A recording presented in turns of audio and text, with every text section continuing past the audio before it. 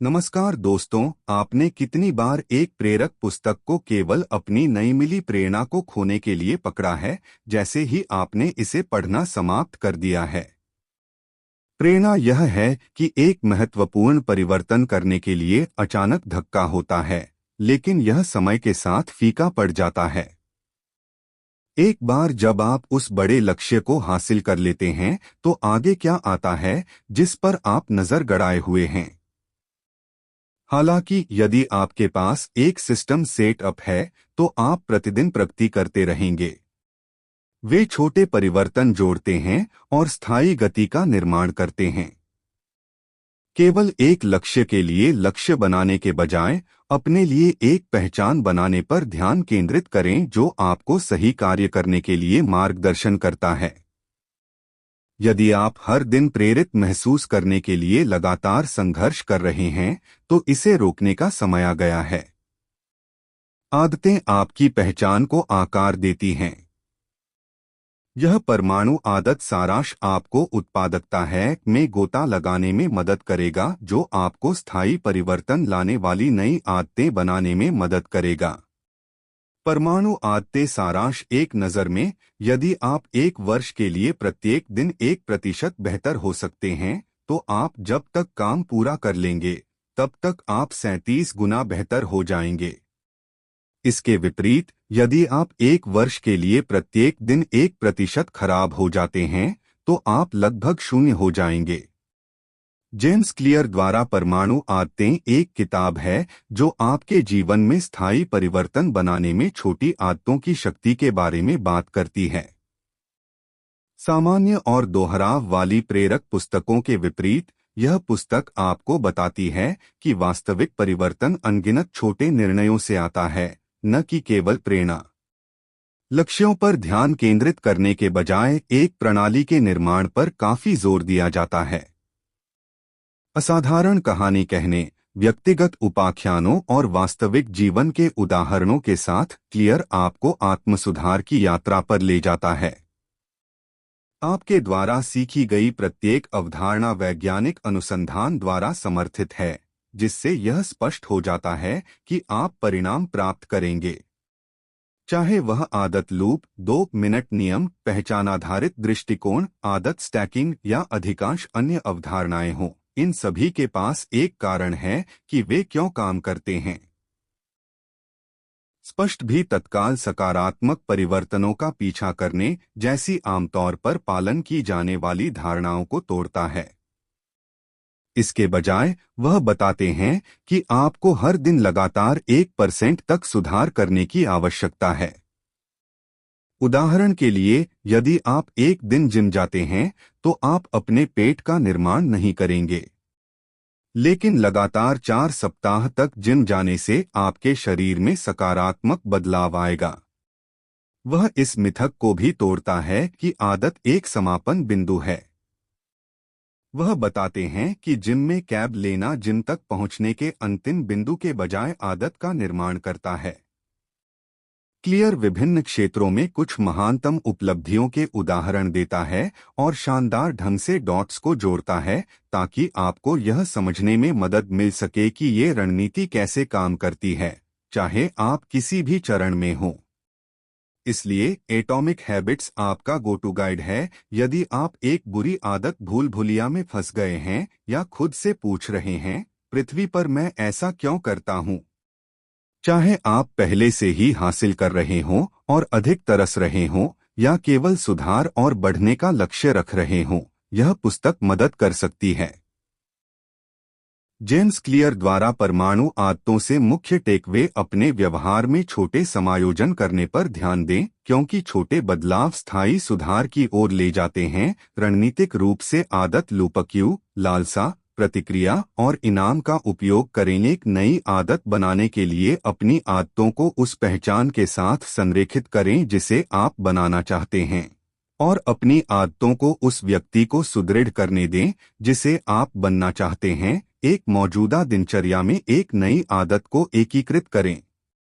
मौजूदा संकेत और मानव व्यवहार नई आदतों को स्थापित करना और बनाए रखना आसान बनाते हैं। धैर्य रखें, क्योंकि आदत बनाने में प्रगति अक्सर तुरंत दिखाई नहीं देती है। आदत गठन का समर्थन करने के लिए अपने वातावरण को डिजाइन करें। आदतों को 2 मिनट के कार्यों में तोड़ना उन्हें अधिक प्रबंधनीय बनाता है। आदत बनना निरंतर सुधार की एक सतत प्रक्रिया है।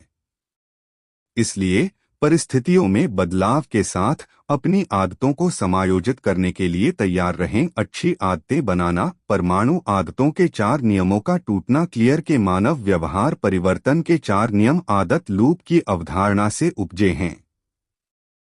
इस लूप में 4 चरण शामिल हैं। संकेत, तृष्णा, प्रतिक्रिया, इनाम। चरण 1 क्यू ट्रिगर के रूप में कार्य करता है। अच्छी आदत लूप की शुरुआत करता है और एक विशिष्ट समय से भावनात्मक स्थिति तक कुछ भी हो सकता है। स्टेज 2 लालसा। क्यू के बाद एक लालसा है, एक प्रेरक शक्ति जो आदत से जुड़े इनाम की इच्छा का प्रतिनिधित्व करती है। चरण 3 प्रतिक्रिया। प्रतिक्रिया क्यू और लालसा के जवाब में किया गया वास्तविक व्यवहार या क्रिया है जो आदत का गठन करती है। चरण 4 बख्शीश। अंत में इनाम सकारात्मक परिणाम या संतुष्टि है जो आदत को पूरा करने, लूप को मजबूत करने और आदत पुनरावृत्ति की संभावना को बढ़ाने के परिणामस्वरूप होता है। इन 4 चरणों के आधार पर क्लियर ने 4 कानून बनाए जो आपको एक सफल आदत लूप बनाने में मदद करते हैं। प्रत्येक कानून में वह आदत बनाने के लिए 3 से 4 रणनीति और इसे तोड़ने के लिए एक रणनीति देता है। आइए देखें कि उत्पादकता बढ़ाने के लिए हम दोनों पहलुओं का उपयोग कैसे कर सकते हैं। कानून 1, इसे स्पष्ट करें। क्या आप उन आदतों से अवगत हैं जिन्हें आपको बनाना और तोड़ना चाहिए? यदि नहीं, तो ऐसा कोई तरीका नहीं है जिससे आप अपने दिमाग को एक निश्चित तरीके से कार्य करने के लिए प्रशिक्षित कर सकें। आप देखते हैं, मानव मन संकेतों पर कार्य करता है और बुरी आदतें दोहराती हैं। जब आप किसी चीज को बार बार अनुभव करते हैं तो उस पर आपकी प्रतिक्रिया स्वाभाविक हो जाती है। एक क्यू है जो आपके मस्तिष्क को एक निश्चित तरीके से कार्य करने के लिए संकेत देता है और आपका व्यवहार या प्रतिक्रिया स्वचालित हो जाती है।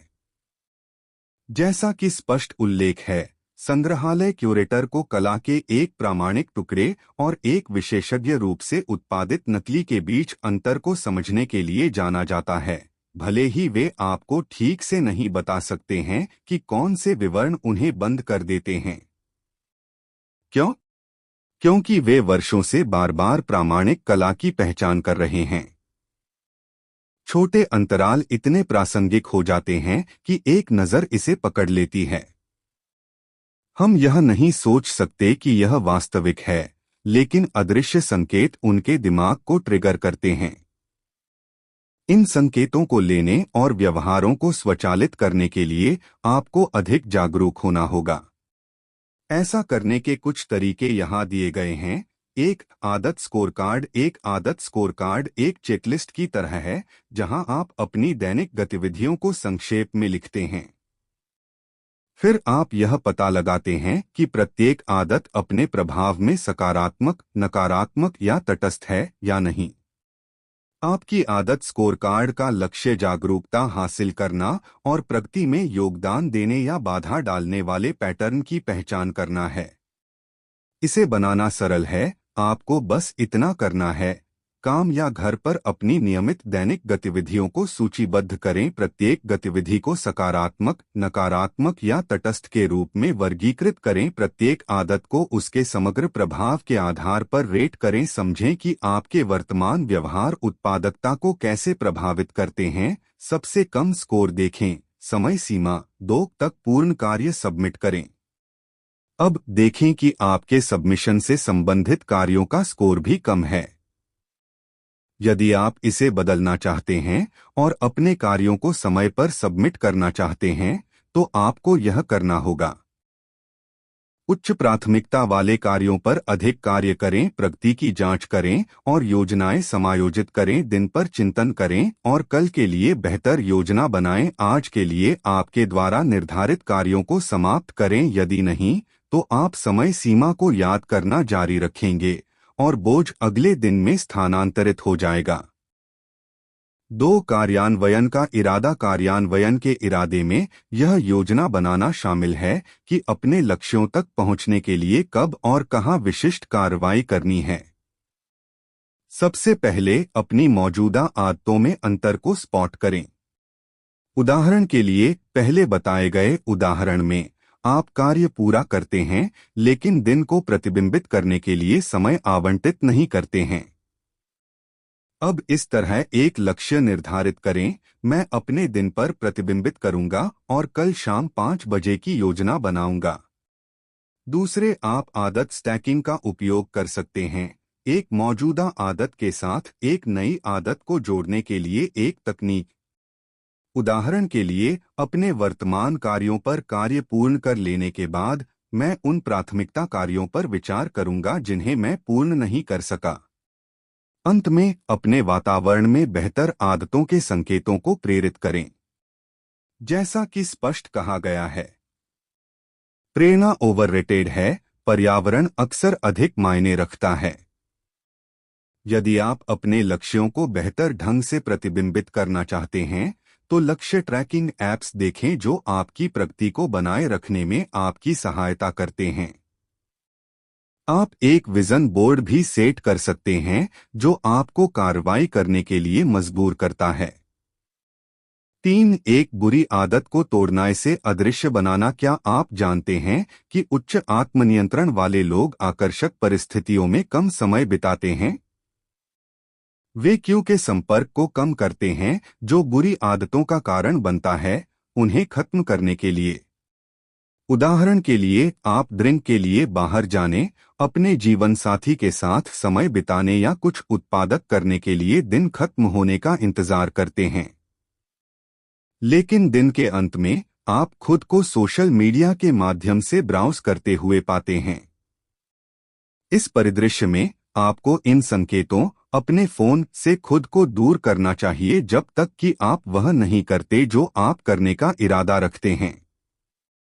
अगले दिन की योजना बनाने से पहले सोशल मीडिया का उपयोग न करने का समझौता करें। अपने फोन को चुप रखें और अपने समय प्रबंधन रणनीतियों के एक भाग के रूप में अपने वातावरण में किसी भी अन्य विकर्षण को समाप्त करें। कानून 2, इसे आकर्षक बनाएं। अपने दूसरे कानून में स्पष्ट उल्लेख करता है कि आदतें डोपामाइन संचालित फीडबैक लूप पर काम करती हैं। सीधे शब्दों में कहें, जब डोपामाइन ऊपर जाता है तो कार्रवाई करने का आग्रह करता है। पुरस्कारों की प्रत्याशा इतनी शक्तिशाली है कि यह आपको कार्य करने के लिए प्रेरित करती है। स्पष्ट इसे प्राप्त करने के लिए प्रलोभन बंडलिंग के उपयोग का सुझाव देता है। इस तकनीक में आप एक ऐसी क्रिया को जोड़ते हैं जिसे आप उस क्रिया के साथ करना चाहते हैं जिसे आपको करने की आवश्यकता है।